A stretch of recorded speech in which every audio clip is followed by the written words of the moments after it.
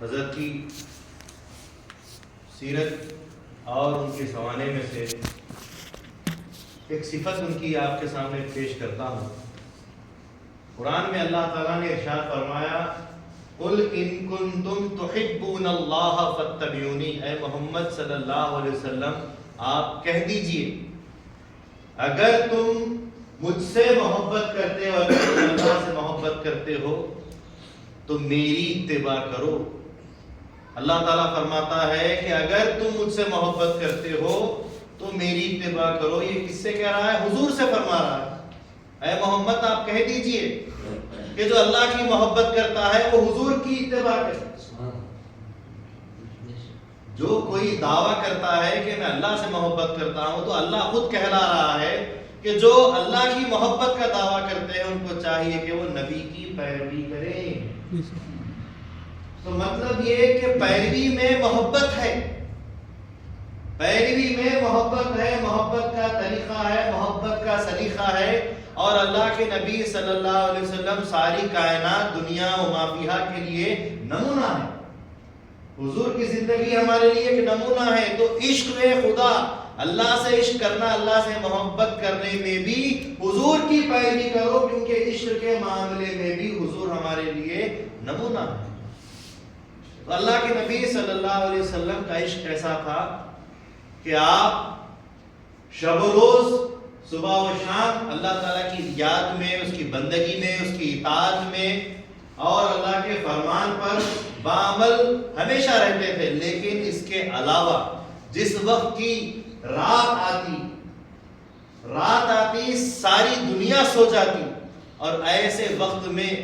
دنیا سے ہٹ کر، سب سے کٹ کر اللہ کے نبی صلی اللہ علیہ وسلم اپنے رب کی عبادت کے لیے، اپنے رب کی رضا کے لیے کھڑے ہو جایا کرتے تھے،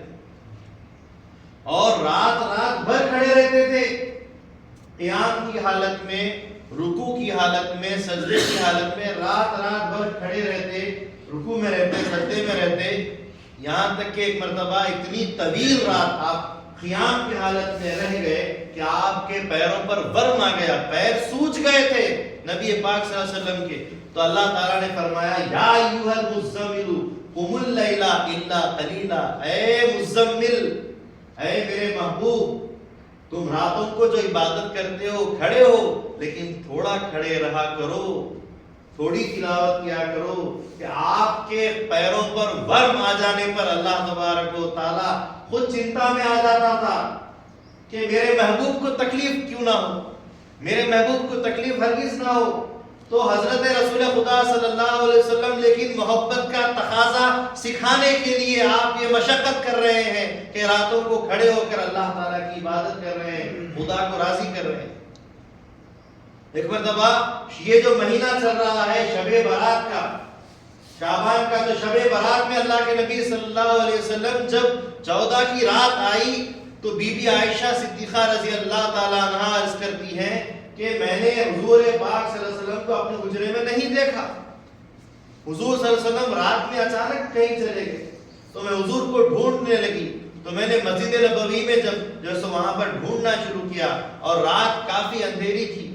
تو مجھے سمجھ نہیں آ رہا تھا، تو حضور صلی اللہ علیہ وسلم کو ڈھونڈتے ڈھونڈتے جب میں مسجد نبوی میں تلاش کرنے لگی تو حضور صلی اللہ علیہ وسلم سے اچانک میں ٹکرا گئی، اور اللہ کے نبی صلی اللہ علیہ وسلم اس وقت سجدے کی حالت میں تھے،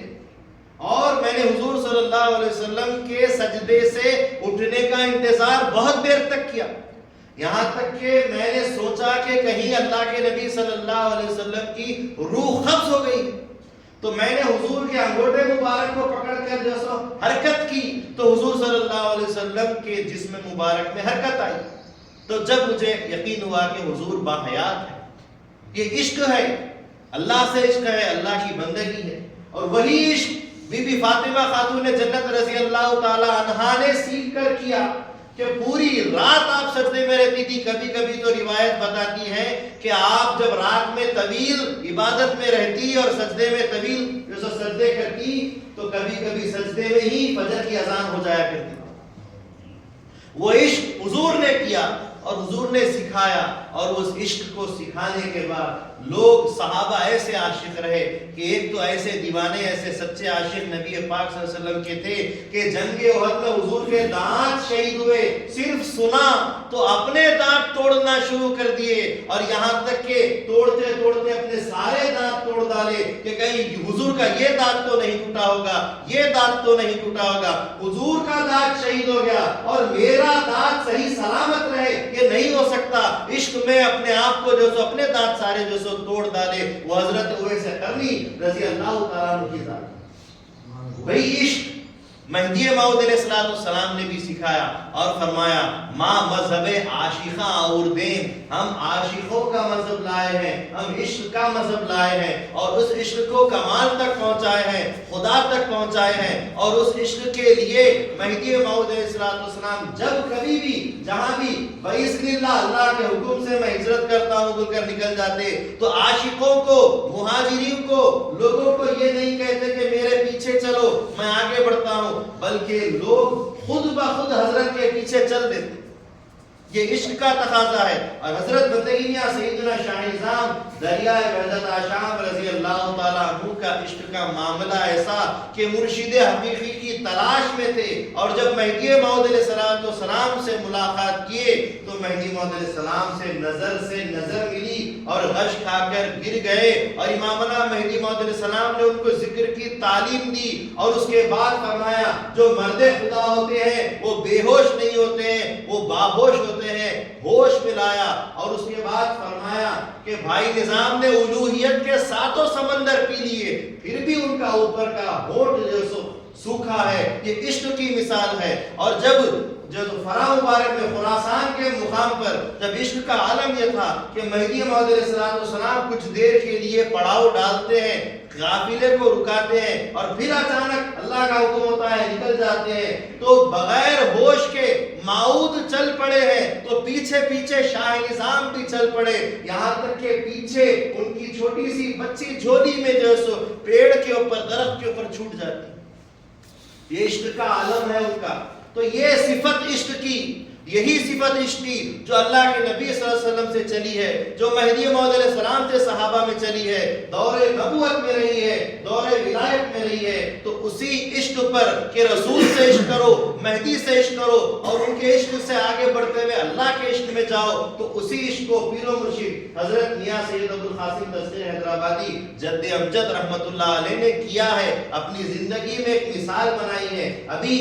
جو فقیر سید محمد راسخ جو کلام پڑھ رہے تھے، یہ کلام فرا مبارک میں دادا حضرت نے بیٹھ کر لکھا ہے۔ 1960-61 کی بات ہے کہ جس وقت عالم باوا، جس وقت عنایت باوا پالنپور کے مشائخین کے ساتھ جو دادا حضرت جو ابھی ترک دنیا نہیں کیے تھے، جو مولوی صاحب بنے ہوئے اور سب کو درس و تدریس دیا کرتے تھے، لیکن اس وقت اچانک یہ بات طے ہوئی کہ سب مل کر جو فرا مبارک جانے کا ارادہ کرتے ہیں، سب تیاریاں ہو جاتی ہے، اچانک کوئی جنگ کا اعلان ہو جاتا ہے، جنگ چھڑ جاتی ہے، اور سارے کے سارے رک جاتے ہیں کہ ابھی حالات اچھے نہیں ہیں، لیکن پیرو مرشد قبلہ رحمت اللہ علیہ کا عشق دیکھیے، اور انہوں نے کہا کہ میں نے آج انتظام کر لیا ہے، معلوم نہیں پھر انتظام جو سفر کا ہو یا نہ ہو، اگر آپ لوگ اس وقت نہیں جانا چاہتے تو بھلے آپ رک جائیں، لیکن میں تیاری کر چکا ہوں، اب میں نہیں رکتا۔ آپ اکیلے تنے تنہا جو نکل جاتے ہیں، اور جو امرتسر سے ہوتے ہوئے پنجاب کے راستے سے ہوتے ہوئے آپ جو کراچی جاتے ہیں، ٹرین کے راستے سے ہوتے ہوئے آپ پاکستان پہنچتے ہیں، وہاں کچھ دن قیام کرتے ہیں، وہاں سے جب افغانستان کے لیے جاتے ہیں تو وہاں پر افغانی لوگوں نے آپ کو روک لیا۔ ایک جو انسپیکٹر نے، جو پولیس والا تھا، تھانے دار تھا، اس نے آپ کے اوپر کارروائی کرنا شروع کی کہ آپ کون ہیں، کہاں سے آئے ہیں، کیا ہیں۔ ایک دن رکا دیا، دوسرا دن آیا، دادا حضرت نے بڑی محنت کی کہ میں بہت دور سے بڑی مشکل سے تنہا سفر کرتے ہوئے مہدی موعود علیہ السلام کی قدمبوسی کا شرف حاصل کرنے کے لیے نکلا ہوں، مجھے تم اجازت دے دو۔ اس نے پھر بھی روکا کہ تھوڑی سی اور جانچ کر لوں، سید صاحب پھر آپ کو میں جانے دوں گا۔